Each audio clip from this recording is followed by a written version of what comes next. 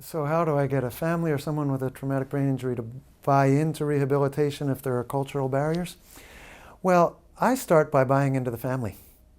I look at it the other way around. We're here collaboratively. And so that's why I start with their priorities and their goals, and then look at how I can facilitate their goals, and then perhaps add on ones that I've thought of that didn't occur to them or that they didn't notice yet. But I buy into them.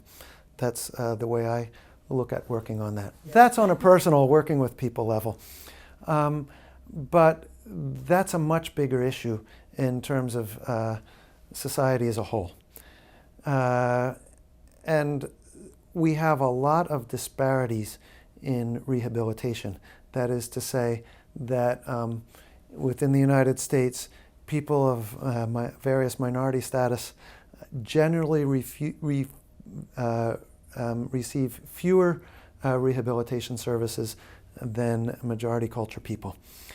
And the barriers to that, probably the most important, is healthcare funding, is that we have such a crazy quilt of healthcare funding that does not reach everybody by any means, 46 million people without coverage, and so on.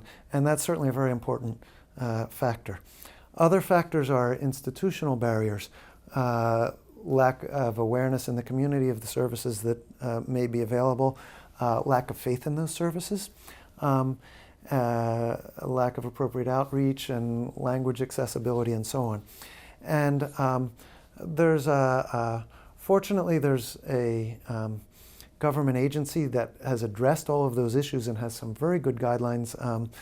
It's Cultural and Linguistic Access to Services, I believe it's called, CLASS.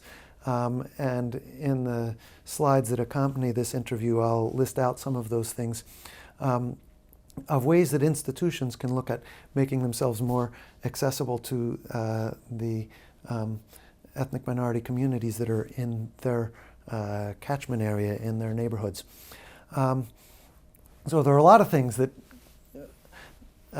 keep people from ever arriving at the office or the clinic or the rehabilitation facility or whatever it is.